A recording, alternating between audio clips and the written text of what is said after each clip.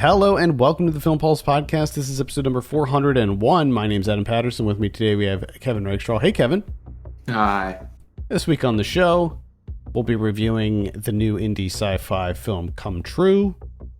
We'll also be going over someone watching on the watch list and going over this week's new releases on VOD and Blu-ray. Thank you so much for joining us this week. Please remember to review us on iTunes if you get a moment. That would be super helpful.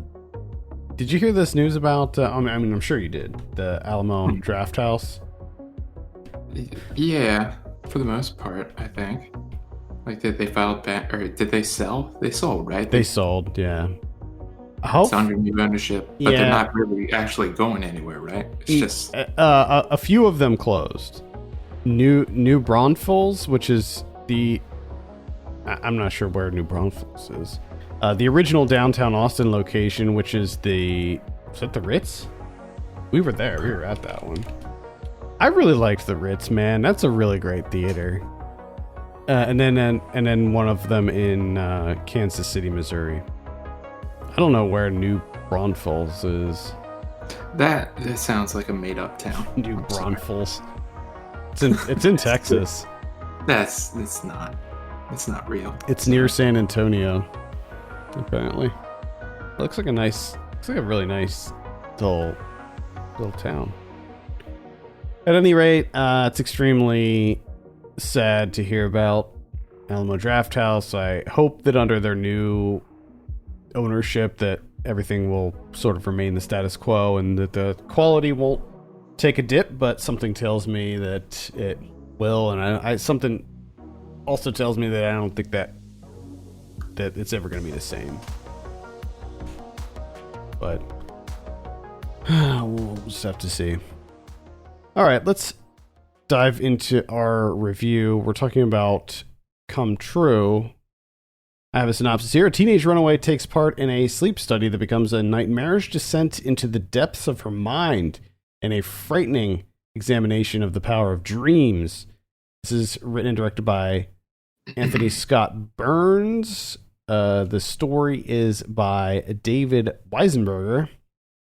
I gotta say, if you are terrified of sleep paralysis, or if you suffer from sleep paralysis, or sleep paralysis scares you in any way, this movie's gonna be a rough watch for you because there is some really intense sleep paralysis in this movie. Yes. Yeah. Kevin, we'll start with you. What were your initial impressions of Come True? I pretty much enjoyed this one. I was honestly, if you listen to the most anticipated, this was on there, so I was excited going into it. There was a little bit of trepidation on my part because of the whole, it's all about dreams, right? And that can go one of two ways usually. And with it being an indie, who knows how it's gonna go. But I gotta say, like, the dream imagery and the way that he handled that, and not only just like the dream portion of it, like you being in the dream, but also on top of that, like the technology that they use to like visualize the dreams, the imagery that they used for that as well. I thought both were just absolutely top notch, and I found this to be pretty damn enthralling. It did lose me a little bit at the end because it has that thing that I hate, and it just like it took all of its coins and threw it into that basket, and that was just really disappointing. Yeah, pretty much the entire movie except like the last 5 minutes, maybe. Fantastic. I'm on board with you. I thought that the ending was atrocious. Specifically the very end, like what happens at the very end, I thought that it was absolutely atrocious, and like it just undoes so much of the goodwill that I had with this movie up until that point. So I really hated how it ended. But setting that aside, and sometimes an ending will completely ruin a movie for me, and I'll just be like, oh, this, they fucked the whole thing up. I don't think that's the case with this movie. I think that I still came away enjoying it overall for most of the reasons that you already mentioned. The The visuals, I think, were absolutely top notch. I freaking loved the design of all of the creature stuff, like Yeah. the figures and all of that were in the dream world. I love the look of the dream world. I thought that they did some really cool shit with the visuals. Stuff that sometimes felt reminiscent of, other things, but at other times felt fairly unique. And I really, really liked everything they did with that. Like you, I'm also very hesitant when it comes to movies that dabble in dream worlds and dream logic and all of that stuff, because I think that, to me, movies that take place in dreams or nightmares or whatever, they could potentially have the same pitfalls as drug trip movies, where I'm watching it and I'm like, okay, yeah, I get it that this represents this thing in the real life, but we're going to spend an hour in this world examining this dumb metaphor. But but like this, I don't think that necessarily happens in this movie. I think that the way that they handle it is, Yeah, and I think like the best way the best part of this, I think, is that a lot of people make the mistake of having like the main character or whoever's like in the dream, like actually be in the dream and interacting with the dream. But I like what Anthony Scott Burns did here, is where like you're just sort of the camera moving through the dream world. There's not like there's not really a narrative happening in this quote unquote dream world and dream logic or whatever. You're just simply going through the landscape. That's it. And I thought that it really benefited from that. yeah, yeah. Like, the perspective doesn't necessarily change. So like, we're following the main character. We're following Julia Sarah Stone as Sarah, and we're not like in the dream with her and she is in the dream, and it's, like one of those situations. Like, they're observing her dream, and so we're sort of observing it as well. And I think that creating that disconnect does benefit as far as like the pacing and stuff like that. I think that this is very well paced. I think that it moves along at a really nice clip, and I think that it does a great job of keeping the audience engaged. Oh, definitely. I mean, Yeah. I was, yeah, I was like, where's this gonna go? Like, I was just pretty enthralled the whole time. Pretty much same here. And I mean, they tease out just enough, and they kind of hint towards sort of this nefarious angle, this end game that they're working towards. Like, they're not giving you all the information; they give you just enough, but you obviously know that that's not the whole story.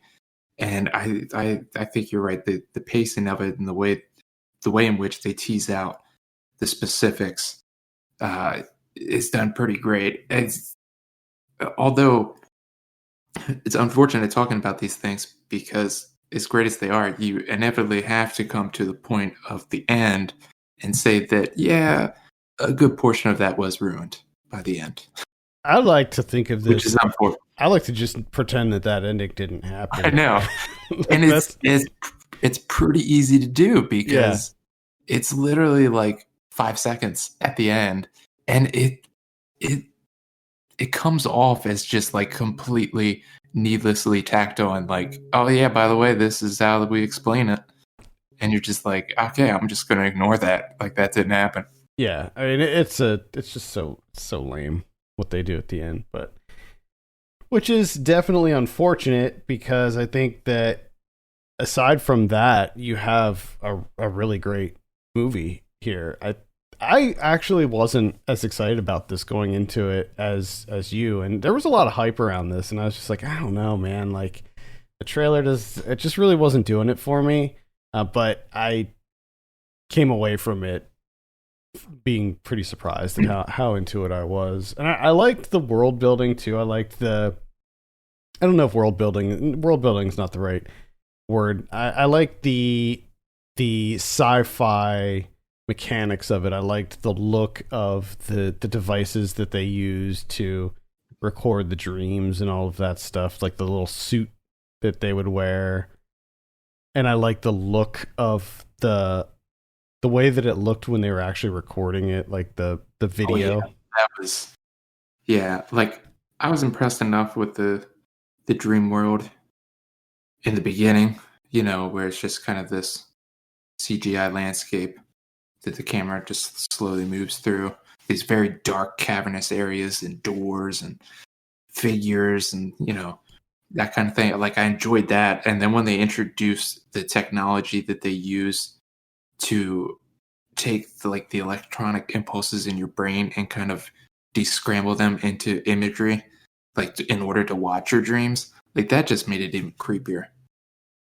I like how there were like stages to it. So like before you were in REM sleep, there was like this like kaleidoscopic imagery that would happen as you were starting to fall asleep, and then once you entered that deep sleep, that's when like the images started to become more clear. I just thought it was really cool, and I feel like if something like this were to ever exist, this is sort of what it would look like. Yeah. Yeah, and that's the other thing. I mean, like, sleep is so fascinating to begin with. Yeah, that's definitely something I wanted to touch on. Just coming back to the whole, like, I think that sleep paralysis, thankfully, I don't think I've ever had sleep paralysis, but I think that sleep paralysis is an utterly fascinating topic to explore. That there was that documentary, we just talked about it. It's called The Nightmare? Yeah, I think so. Yeah. That documentary, it talks about how people who get sleep paralysis will often see the same figure. They all tend to describe the same figure sort of looming over them or standing in the corner of the room or whatever. And I just think that that's so fucking creepy. And the fact that that's a real life like thing that happens to people, and for them to explore that in more detail and make some fun sci-fi theories around it in this movie. That's just insane to think about, like the grouping of people in this world that suffer from that. And for them, it's very, very real. And, it's very traumatizing, very stressful and everything. And then you just expect that person to just like have a normal day afterwards. Yeah. Like just come into work and be productive. Like if someone came into work and was like, okay, let me tell you how my night, I was trying to sleep and I was woken up. I couldn't move. I was absolutely terrified. There was a black figure looming at the end of my bed with its arms outreached, glowing eyes. And like to follow that up with like, okay, just do your regular job. Can you? Like, that's just insane to me. The things that like people go through and are still just expected to be like, just be that worker drone, please. It's really crazy. According to a figure that I literally just looked up, less than 8% of the general population experiences sleep paralysis. But they're supposed to, go about their day like the other 90%. I mean, can you imagine? Like, yeah, can you just imagine? Can you imagine like every night dealing with that horror of being trapped in your bed, not being able to move, not being able to do anything, and then that figure, that shadowy figure looming over you. That fucking guy. Do you think? I wonder if people that suffer from sleep paralysis, if they name them. Like I would feel like that would help. Maybe like if you gave him a name, like Carl, that would make him less. Just be like, oh, Carl's back. Yeah, like humanize him a little bit, maybe. Yeah. I don't know. Carl's restless. He doesn't know what to do. He's just every night just comes in, stares at me. Just where did these? He's making sure you're safe. That's what it is. He's not threatening. It's all a misunderstanding. He's just watching over you. Exactly. I mean, that's a crazy thing too. It's like if you look at like essentially any single country folklore, they all have like sleep demons and stuff, and it's so utterly fascinating. Oh yeah. I mean, I think that's one of the reasons I love the Nightmare on Elm Street series so much, is because Wes Craven there was that story about this guy. I can't remember what country it was in, but he claimed that there was a demon who was coming after him in his sleep, and that if he went to sleep, he would it would kill him. And he was up for like weeks and weeks, and then finally he just passed out and he died. God. And that was the inspiration behind Nightmare on Elm Street, which, it's just it is wild. Like, it is wild. I think that's one of the things that makes this movie so intriguing is the fact that sleep paralysis is a real thing, and these figures that are featured in the movie are to a lot of people a very real threat, and it's crazy. But yeah, and it's unfortunate that you have all those things, and this movie and its director just like can't stick with, like, can't commit to it. Like that isn't enough. We got to throw this like twist at the end that just undoes everything. Yeah, just ruins it. I think maybe we should do a quick spoiler discussion on this, because I just want to highlight what it is. What I'll do is I'll so badly to say it. Yeah. Get pissed off about it. What I'll do is I will cut this bit off and put it at the end of the show after the outro. So you will not be spoiled here. You can keep on listening. But if you did see Come True and you want to hear what happens at the end, it'll be at the very end of the show. So spoiler for real quick, spoiler for the spoiler. It's fucking dumb. Yeah, there you go. I want to mention one more thing, and that's Julia Sarah Stone, her performance. Now, like, in terms of acting, it's it's an all right performance. It's solid, it's serviceable.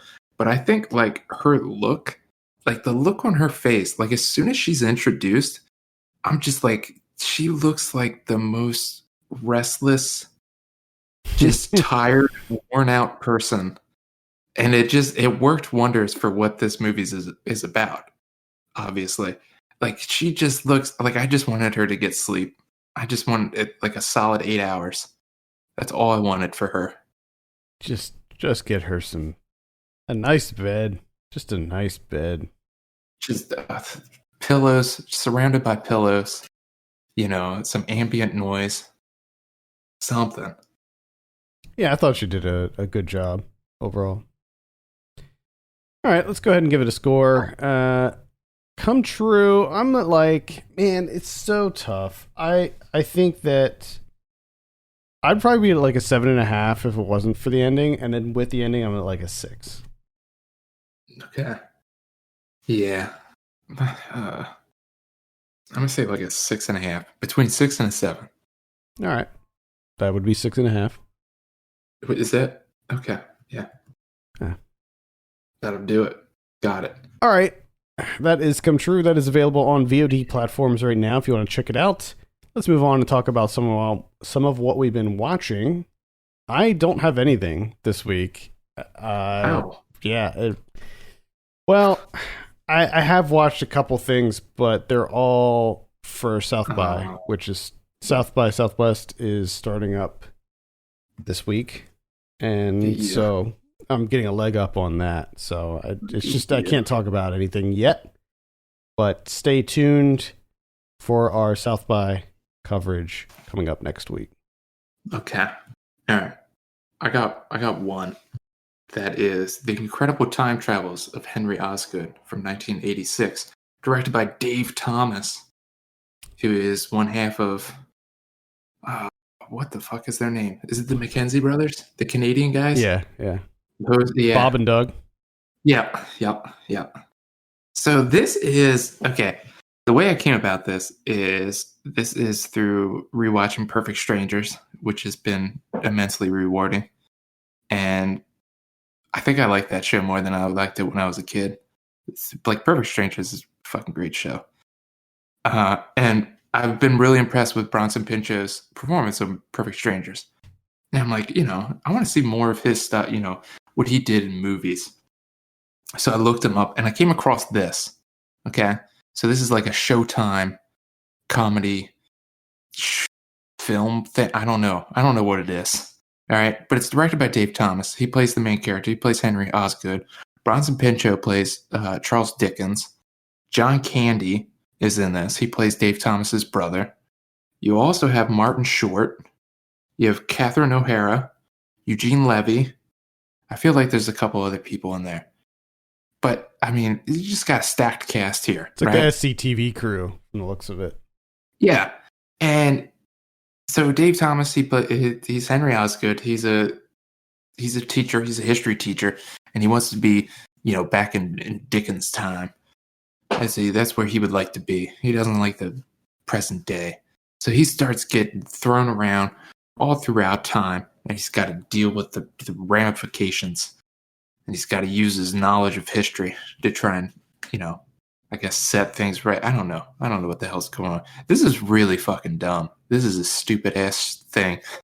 I don't know. It's like a 60-minute film. It's not really funny at all. It's bad. It's just really bad. And it's kind of surprising given, the talent that you have here. A lot of talented individuals that amounts to pretty much nothing. It's just really bad. And it did it towards the end. It got to throw in some racial stereotypes. So that was like, you were already bad. And then it was like, let's make it worse and just do like racial stuff, which made it even worse. That's unfortunate. Yeah, it's bad. Oh boy. So I guess maybe just check out some of the other SCTV stuff. Check out Strange Brew. Just watch that instead. All right, let's talk about some VOD stuff. On the 15th, we have Quo Vadis Ada coming out. This says takes place in Bosnia from the looks of it. It's a drama. On the 16th, we have SAS Red Notice. Starring Ruby Rose is in there. I'm not sure who else is involved with this. Andy Serkis. Andy McNabb presents SAS Red Notice. Oh, yeah? Yeah. Cool. Based on the best-selling novel by Andy McNabb. So if you're a McNabb fan, if you're a McNabb fanatic, check out SAS Red Notice. Also on the 16th, we have With a Journey to the Slow Life, a musical tale about the new worldwide trend that embraces the concept of slow life. What the fuck? All right. Fucking dumb. Slow life. Not sure what that's all about. Sounds like sort of like an offshoot of minimalism. Who knows? Anyway. Who the fuck knows? We also have Jumbo coming out. This one I can recommend. This is the one about the woman who falls in love with the Tilt-A-Whirl ride. I love that. I just I don't want to see it because I don't want it to be bad. It's not bad. I'm just happy enough living with that synopsis. It's just that's enough for me. I like it. It's just actually, because of that. Yeah, it's actually quite good. Like I would recommend it. We also have Todd coming out. Did you say Todd? Yeah, just a movie called Todd. It's the story of a man who always felt like the odd man out. Todd, yeah. Get it? It looks like he becomes a serial killer, maybe? Oh, boy. Of course Todd becomes a serial killer. Todd takes you on a nail-biting, edge-of-your-seat journey into the mind of a budding madman. Oh, nice. Michael Winslow's in it. But he does not play Todd. He plays a guy named Jake. Okay. All right. On the 18th, we have Slacks coming out. That's on Shudder. I'm pretty interested in checking out Slacks. It's about a pair of killer pants. Killer slacks. Yes. It's a possessed pair of jeans is brought to life to punish the unscrupulous practices of a trendy clothing company. Oh, okay. So it's not slacks. The jeans are killing slacks, maybe? Nah, I think the genes are killing people. I think that they're just calling them But slacks. I wonder if it's people wearing slacks. You want to fuck around with some jeans? I don't know. Either way, I'm into this one. I think this is a Canadian film. I think the producers of Turbo Kid are behind this one. Okay. So yeah, I'm on board with that. On the 19th, we have Happily. This is a dark comedy from the looks of it, with Joel McHale and Carrie Bichet. I don't know about that one. From the title, you can tell it's garbage. It's a Saban film, so take that for what it is. All right, let's see what else we have here. Rose Plays Julie is coming out. Really? Mm-hmm. I remember hearing about that movie like 6 years ago. Well, it's finally on its way out. We Wow. got The Fever coming out that's a virtual cinema release. Okay. Phobias is coming out. 5 dangerous patients suffering from extreme phobias at a government testing facility are put to the ultimate test under the supervision of a crazed doctor in his quest to weaponize fear. Sure, I'll give that a look. We have Last Call coming out. This is an IFC Films release. This is with Jeremy Piven and Jamie Kennedy. So I think that's all you need to know about that. And I believe that is it for VOD. On Blu-ray, we got Promising Young Woman. I highly recommend that. I think that was like my number 3 movie of the year last year. If you haven't seen that yet, definitely check it out. We got Runaway Train from 1985. Crossfire from 1947. Damn Yankees from 1958. Rad is getting some kind of steelbook release from the looks of it. It's a Mondo steelbook release. Mill Creek Entertainment is putting that out. Watch out, Mill Creek. Mill Creek is they're on a roll last year or two. They own 47% of all movies. All the ones I'm interested in, that's for sure. PG Psycho Gorman is coming out. That's from earlier this year. I would recommend that if you haven't seen that yet. It's a good bit of fun. Campy fun with some really great costumes and monsters and practical effects. Let's see. We got Running Time from 1997 starring Bruce Campbell. Journey into Fear from 1975. What's Up Doc from 1972. Looks like there's some Studio Ghibli films getting re-released, including The Cat Returns and Whisper of the Heart. We have The Invisible Man Appears from Arrow. Arrow's coming out, and it's actually a sort of a box set. It looks like a double pack, which is The Invisible Man Appears and The Invisible Man versus the Human Fly. In God We Trust from 1980. Got the yeah, that's a good one. Castle Freak is coming out. That's the remake. Don't Tell a Soul from earlier this year. That's the one with Rainn Wilson where he falls down a well and 2 kids leave him there. 2 kids leave Rainn Wilson in a well. I don't know why, but that's funny. That's a comedy.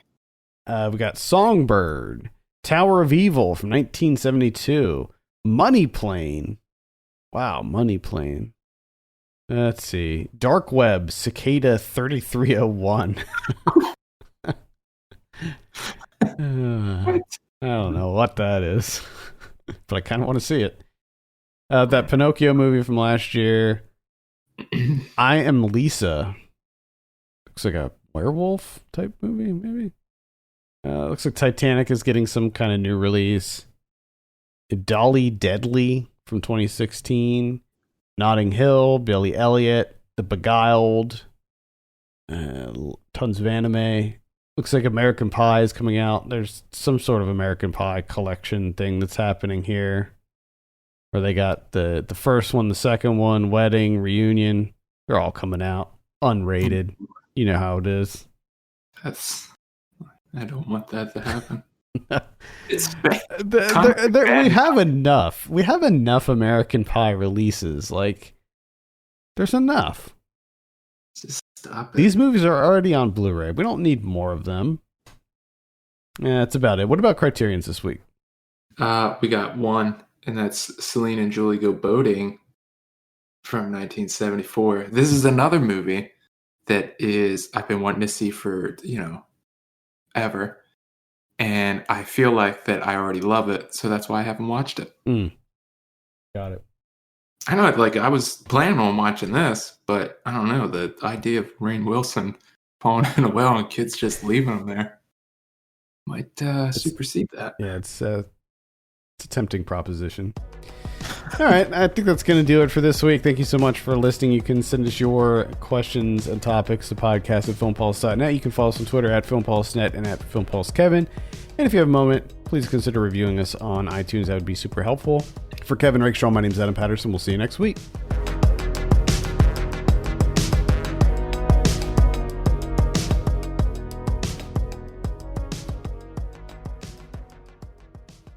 So essentially what happens at the end is she gets a text message that says she's been in a coma for 20 years.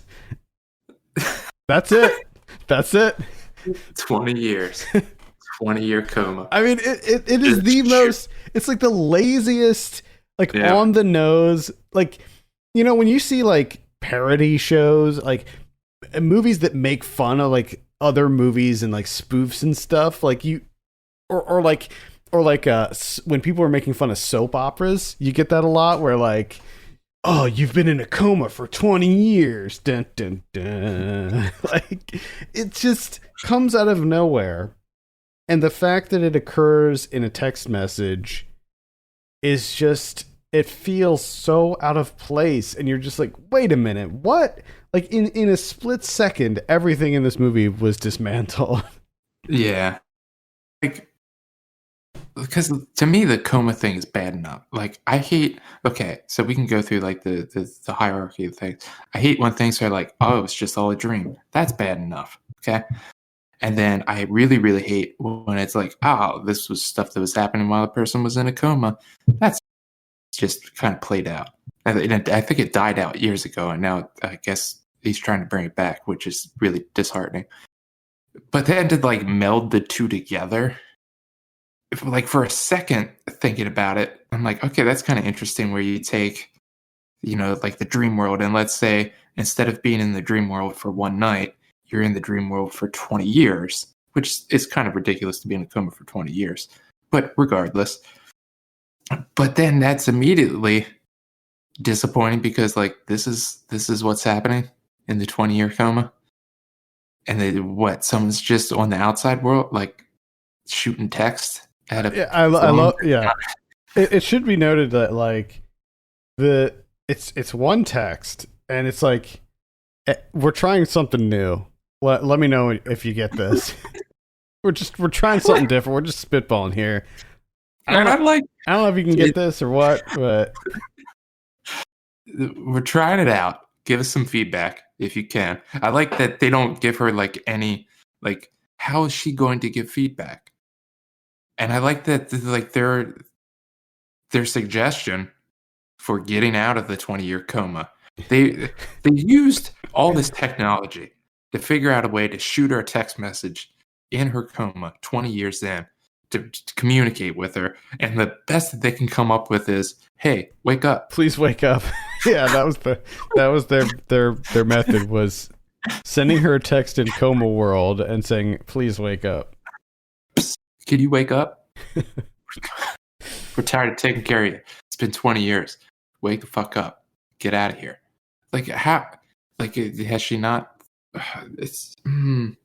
But the other thing, like in a lot of these movies where things take place, where they sort of pull the rug out from under you at the end, and like like that movie Identity comes to mind, where it was like all in the person's head. What a bad movie that was. But one of the things that those movies tend to do is give you little breadcrumbs throughout, where when the twist is revealed, you can be like, oh, okay. Okay, that's why you never saw him in the same room. You know, it's just the whole it's like the Wizard of Yeah. Oz thing, right? Where you have real world representations of people and places and things that are in the real world that are in the dream world, Yeah. but like represented in a different way or whatever. Yeah, like ghost stories. Exactly. Yeah. You know, yeah, like that's a perfect example. They makes sense. They don't do that in this movie No. at all. At least that we know of, because the thing is, like, it's not like we get the text message and then cut to the real world where she's in a coma. And we see the doctor who was in her dream, and that's like the real life doctor who's trying to wake her up or whatever. Like that doesn't happen. Yeah, like her doctor's a Jerry Lewis knockoff. Like that, no, you don't get any of that info. You're just it's just a text message. Hey, we're trying something out. We're not sure if this is going to work. Wake up. If you could text back yes that you got this, great. If you want to unsubscribe, text no. Text stop. Oh my god. Yeah, it's really unfortunate, because otherwise, and it's pretty like, solid. It's weird because like a minute or two before that, things are kind of going off the rails. Things are getting weird. Things are really developing at a fast clip, you know, and you're just like, okay, this is kind of getting out of control. Yeah, I mean, especially when getting out of hand. Especially when you find out that she like killed the doctor / boyfriend. I don't know if he's a doctor or assistant or whatever the fuck he is. When they cut to her like with blood everywhere and she freaking gouged his eyeballs out. Yeah, and then the next development is she's a vampire now. Yeah, apparently she has fangs. You're like, whoa, right. Shit's getting weird now, boy. We're going straight down the rabbit hole. But then, like, if you realize, like, if you look at the runtime, you're like, oh, there's like 10 seconds of this movie left. What's going on? Yeah, it's like, how's this coming together? And then it's a text. The camera ends on the text of, hey, shot in the dark here, but could you wake up? It's been 20 years. Yeah, it's just really unfortunate, but yeah, I don't know. It's really bad, because like if you take out that chunk, because I didn't like her killing. No, I didn't like that either. It just made no sense to me. I just didn't. Also, I mean, he was creepy. That was weird. Because he was like, you know, at one point where he's like, "Oh, you're smart for your age." It's like, yeah, you're the one stalking her. And isn't she's like in high school too? Like, yeah, it's just the whole thing, the whole relationship between them was creepy. I thought he felt like a low rent Daniel Radcliffe to me. I just kept thinking yeah, I thought the exact same thing. I like that actor. I've never seen that actor with facial hair before, but I've seen him in other stuff. I think he's a decent actor. I just didn't like his character. His character was a creep in this.